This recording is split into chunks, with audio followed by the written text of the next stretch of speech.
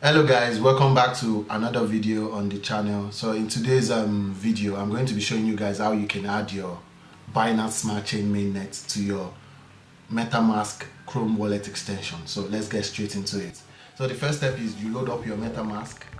After loading up your Metamask, then you come to, this is my Ethereum mainnet, as you can see, that's my ETH balance right there. So the next step is you come right here to this tab here, then you click on add network.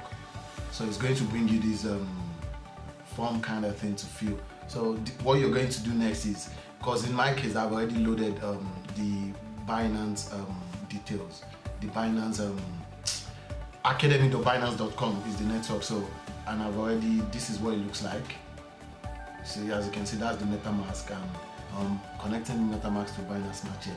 So there's explanation on there, and there's a screenshot of what it's gonna look like. So you just come all the way here, and you have to be mindful as well. This is mainnet right here, as you can see. It says this is the one you're probably looking for. So it says mainnet, and this is the test net. So yeah, so the mainnet is what we are here to do. So it says the network name is Smartchain. So you go back to your MetaMask, and then type in. You can type Binance Smartchain just to make it more easier for you to get. So it says new RPC URL. Then you come back to the page here, you copy this. It's easier to copy than just typing. So it says and then you paste into the box there, that is filled. The chain ID, you come back here, the chain ID is 56, as you can see. You just type here 56. The currency symbol is usually BNB. So as you can see, the symbol here is BNB. Just BNB, and then the block explorer. So this is the block explorer here. It says bscscan.com.